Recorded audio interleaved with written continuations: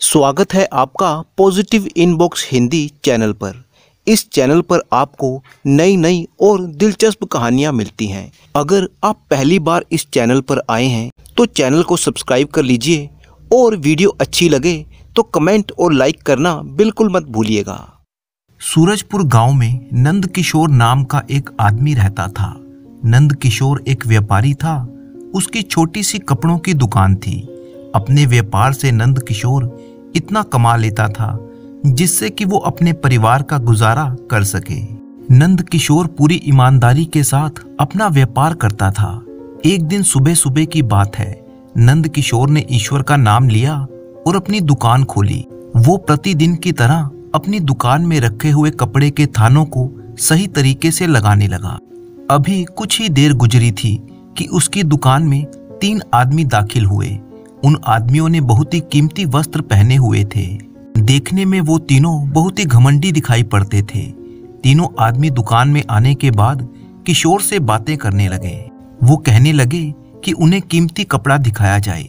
अचानक उन तीनों को दुकान के एक कोने में एक रेशमी कपड़ा दिखाई दिया। उन्होंने दुकानदार से कहा कि वो कपड़ा उठा कर लाए। नंद किशोर वो कपड़ा उठाकर उन लोगों के सामने फैला देता है। तीनों आदमियों को वो कपड़ा इतना पसंद आया कि वो बहुत ही खुश हुए। फिर उनमें से एक आदमी नंद किशोर से कहने लगा, ये कपड़ा तो बहुत ही कीमती है, इसीलिए मैं ये मालूम करना चाहता हूँ कि तुम ये कपड़ा कहाँ से लाए हो। हम लोग सुबह से इस बाजार में घूम रहे हैं, लेकिन ऐसा कपड़ा हमें कहीं भी नहीं मिला। हम लोग इसी की तलाश में थे और तुम्हारी दुकान में आए हैं। नंद किशोर कहने लगा, ये कपड़ा मेरी दुकान में पुराने पड़े हुए माल में से बचा है। असल बात यह है कि यह कपड़ा बहुत ही महंगा है और मेरे ग्राहक ऐसा महंगा कपड़ा खरीदने की हैसियत नहीं रखते, इसीलिए यह कपड़ा बच गया है।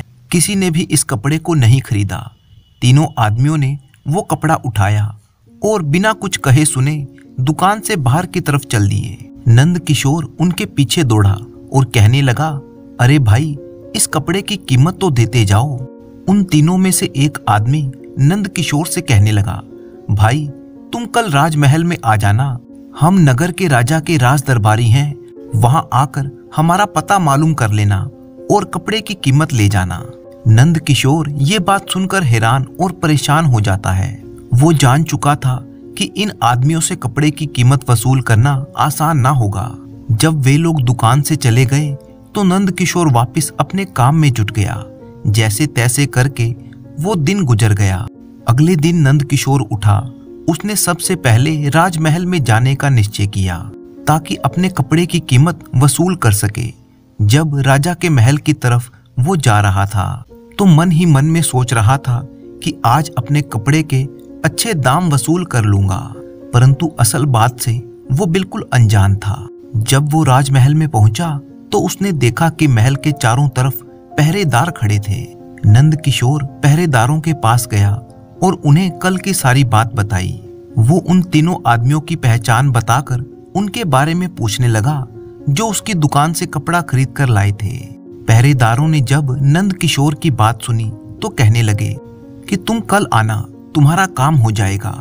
नंद किशोर मन में सोच रहा था कि वो आज ही कपड़े की अच्छी कीमत वसूल कर लेगा, लेकिन जब उसने यहाँ के हालात देखे तो बड़ा ही मायूस होकर अपने घर लौट आया।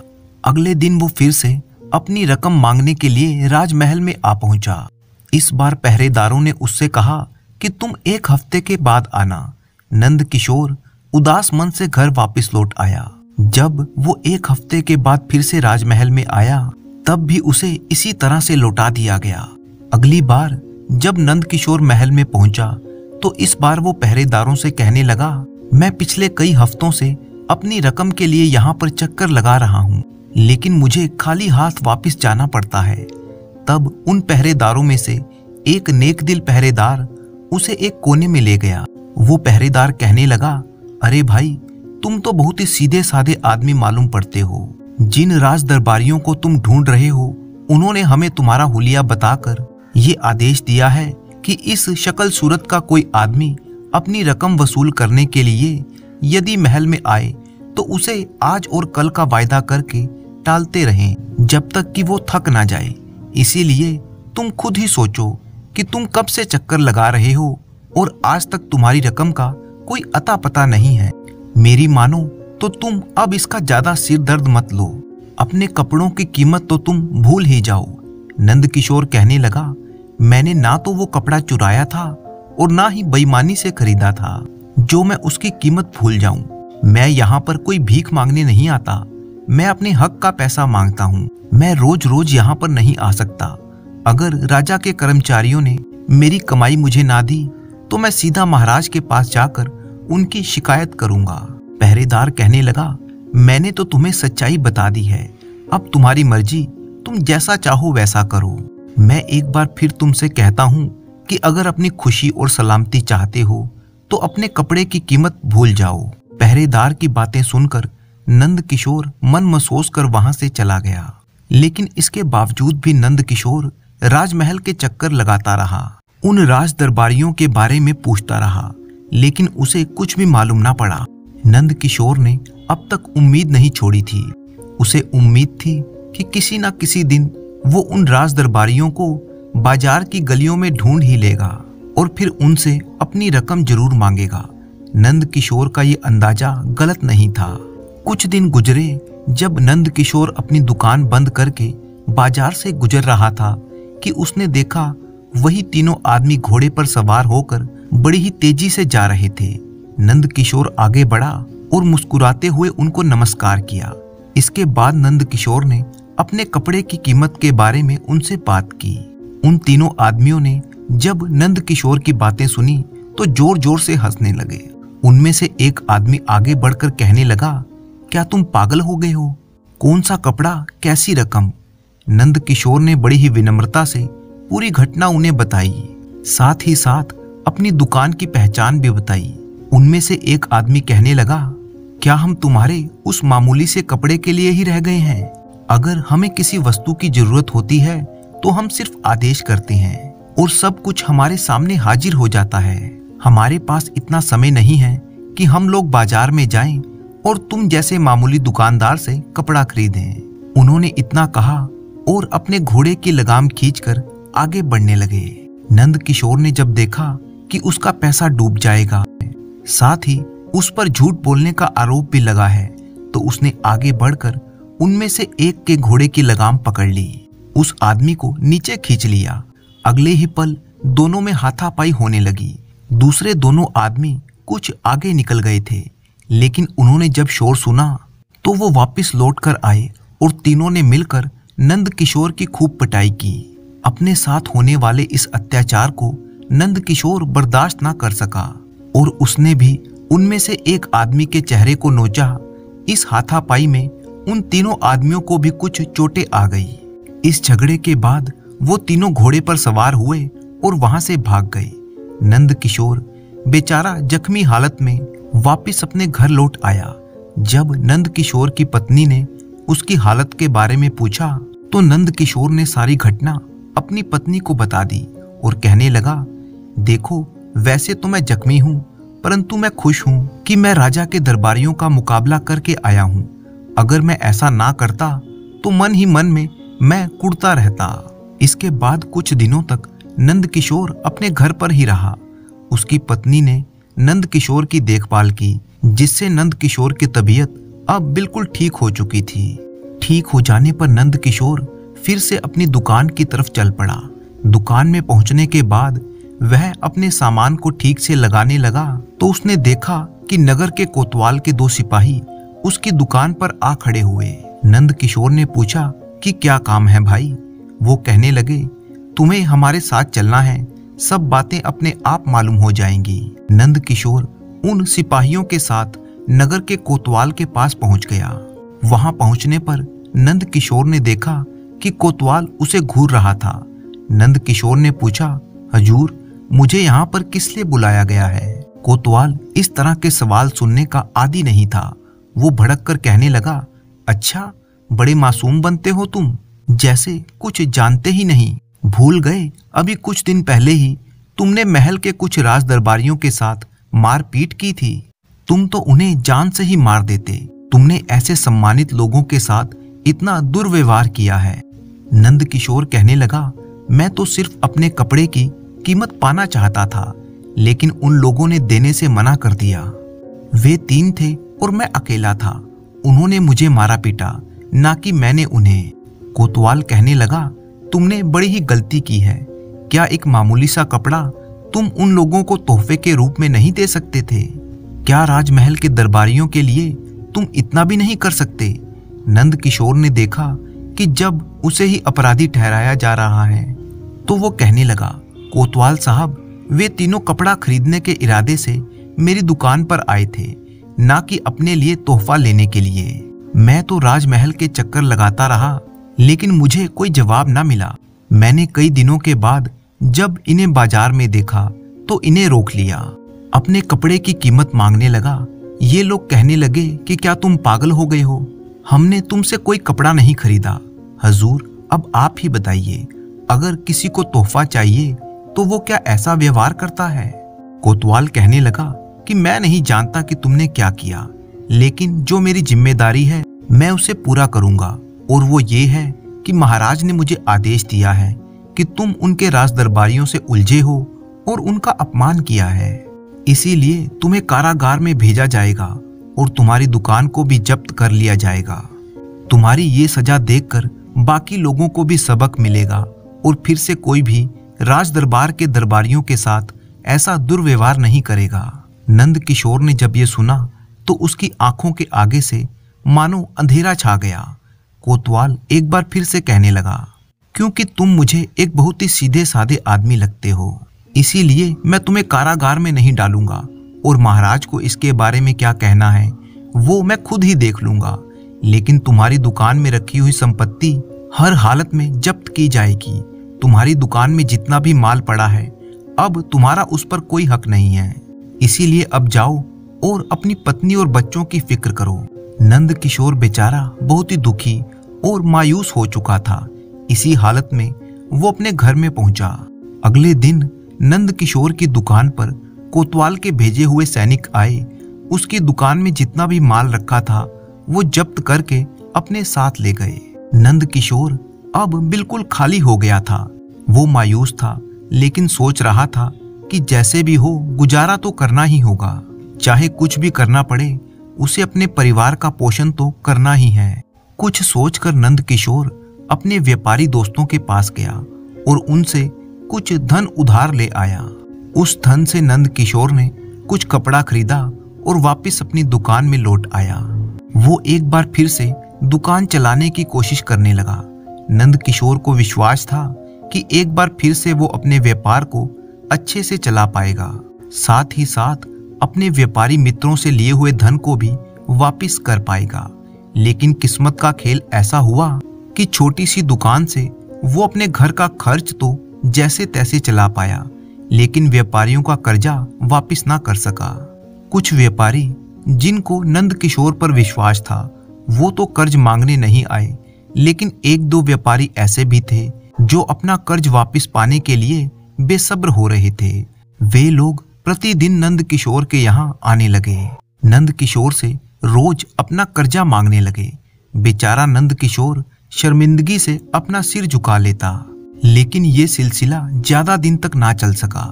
नंद किशोर सोचने लगा, आखिर कब तक मैं कर्जदारों को टालता रहूंगा। उसे लगने लगा कि अब ज्यादा दिन तक वो इन लोगों का सामना नहीं कर सकता, ना ही उनसे और अधिक समय मांग सकता है। इसीलिए नंद किशोर ने एक फैसला किया कि कुछ दिनों के लिए वह अपनी दुकान बंद कर देगा, ताकि कर्ज वसूल करने वालों से कुछ दिनों के लिए वह बच सके।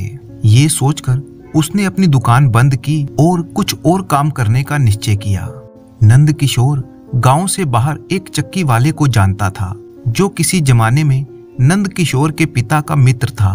नंद किशोर जब उस चक्की वाले के पास पहुंचा तो उसे सारी घटनाएं बताईं। उसने चक्की वाले से प्रार्थना की कि मुझे अपने पास कुछ दिनों के लिए मजदूर का काम करने दे। जब चक्की वाले ने नंद किशोर की सारी बातें सुनी तो कहने लगा, बेटा, मुझे तुम्हें अपने पास काम पर रखने में कोई परेशानी नहीं है। तुम्हारी जब तक मर्जी हो यहाँ पर काम कर सकते हो, लेकिन मुझे इस बात की चिंता है, क्या तुम इतना कठोर परिश्रम कर पाओगे? क्या तुम आटे की बोरियां उठा उठा कर इधर उधर रख सकोगे। नंद किशोर के पास अपनी इज्जत बचाने के सिवा और कोई चारा भी नहीं था। वो कहने लगा, मैं हर तरह का मुश्किल काम करने को तैयार हूँ। मुझे कुछ दिनों के लिए ये सब काम मुश्किल लगेंगे, लेकिन आहिस्ता आहिस्ता मुझे इनकी आदत पड़ जाएगी। मुझे पूरी उम्मीद है कि कुछ दिनों में हालात सुधर जाएंगे और मैं फिर से अपने पुराने काम पर लौट जाऊंगा। उसी दिन नंद किशोर उस चक्की में काम करने लगा। इस तरह का कठिन परिश्रम करने का वो आदी नहीं था, लेकिन इसके बावजूद भी वो बड़ी ही खुशी से चक्की वाले का मजदूर बन गया। कुछ दिनों तक वह अपने कर्जा वसूल करने वालों का सामना करने से बचा रहा। अब वह रात को थका हारा अपने घर लौटता था। एक दिन की बात है, जब वह चक्की पर बहुत ही मेहनत से काम कर रहा था। उसे चक्की के सामने कुछ शोरगुल और लोगों के चिल्लाने की आवाज सुनाई दी। वो तेजी से चक्की के बाहर निकलकर आया तो देखा कि जिन लोगों से बचने की वो कोशिश कर रहा था, वही लोग वहां पर आ पहुंचे थे। उसके कर्जदारों में से 2-3 लोग वहां पर आकर उससे अपना कर्जा मांगने के लिए चिल्ला रहे थे। वह लोग चाहते थे कि नंद किशोर को पकड़कर नगर के कोतवाल के सामने पेश किया जाए। उन लोगों का शोर सुनकर आसपास के लोग भी वहां पर इकट्ठा हो गए। लोगों की भीड़ जमा हो गई। नंद किशोर कहने लगा, भाइयों, मैं आप लोगों का कर्ज वापस करने के लिए ही ऐसी कड़ी मेहनत कर रहा हूँ। उनमें से एक आदमी आगे बढ़कर कहने लगा, अच्छा, अब तुम हम लोगों से बहस भी करने लगे हो? तुमने तो कर्ज लेकर अपनी दुकान भी बंद कर दी और यहाँ इतनी दूर आकर छुप गए। क्या तुम समझते हो कि हमारे चंगुल से भाग जाओगे? हम तुम्हें 1 सप्ताह का वक्त देते हैं। यदि इस समय में तुमने हमारा कर्ज अदा नहीं किया तो जो कुछ भी होगा उसके जिम्मेदार तुम खुद होगे। ये कहकर वो लोग वापस लौट गए। सब कुछ सुनने के बाद नंद किशोर की हालत अब ऐसी हो गई थी कि उसका दिल बैठा जा रहा था। चक्की के सामने लगी हुई भीड़ अब खत्म हो चुकी थी, लेकिन एक आदमी अभी भी वहां पर खड़ा था। वो नंद किशोर के पास आया और उसे हौसला देते हुए कहने लगा, भाई, तुम चिंता मत करो और ईश्वर पर भरोसा रखो। क्या मैं जान सकता हूँ कि आखिर तुम्हारे साथ हुआ क्या है? नंद किशोर ने उस भले आदमी को अपनी सारी कहानी कह सुनाई कि किस तरह से उसकी दुकान पर कुछ लोग कपड़ा खरीदने के लिए आए जो खुद को राजा के दरबारी कहते थे। नंद किशोर कैसे अपने कपड़े की कीमत वसूल करने के लिए राजमहल के चक्कर लगाता रहा, कैसे शहर के कोतवाल ने उसकी सारी संपत्ति जब्त कर ली और अब वो इस चक्की पर काम करता है। वो आदमी नंद किशोर को हौसला देते हुए कहने लगा, चिंता मत करो भाई, ईश्वर के घर में देर है, अंधेर नहीं। इतना कहकर वो वहां से चला गया। नंद किशोर फिर से हौसला करके उठा और वापस अपने काम में लग गया। नंद किशोर को अब कुछ भी समझ में नहीं आ रहा था कि वो क्या करे। जब नंद किशोर अपने घर पर आया तो उसकी आंखों से नींद गायब थी। सारी रात वो करवटें बदलता रहा और ईश्वर से प्रार्थना करता रहा। इसी तरह से 2-3 दिन और गुजरे। कर्जदारों के द्वारा दी गई मोहलत में अब 4 ही दिन बचे थे। अगले दिन जब नंद किशोर चक्की पर जाने के लिए उठा तो सुबह सुबह ही उसके घर पर एक आदमी आ पहुंचा। पहनावे से वो बहुत ही अमीर आदमी मालूम पड़ता था। उसने नंद किशोर से कहा, भाई, मैं राजमहल से आया हूँ। मैं महाराज का दूत हूँ। महाराज ने मुझे खास तौर पर तुम्हें बुलाने के लिए भेजा है। बाहर रथ तैयार खड़ा है। इसी समय तुम्हें मेरे साथ राजमहल में चलना होगा। ये सुनकर नंद किशोर पहले तो कुछ घबरा गया, परंतु मरता क्या ना करता और वह रथ पर बैठकर उस आदमी के साथ राजमहल की ओर चल दिया। वो आदमी नंद किशोर को सीधा महाराज के पास ले आया। नंद किशोर, जो मन ही मन में बहुत घबरा रहा था, सिर को झुकाए हुए महाराज के सामने खड़ा हो गया। उसे इस बात का अंदेशा था कि अवश्य ही उसके कर्जदारों ने महाराज के पास शिकायत कर दी होगी और अब महाराज के द्वारा उसे कोई सजा दी जाएगी। महाराज ने नंद किशोर की तरफ देखा और कहने लगे, नंद किशोर, मुझे मालूम है कि तुम्हारे साथ क्या हुआ है और मैं तुम्हारे साथ पूरा इंसाफ करूंगा। ये सुनकर नंद किशोर ने जब नजरें उठाई और महाराज की तरफ देखने लगा तो कुछ पल के लिए वह राजा के चेहरे को देखता ही रह गया।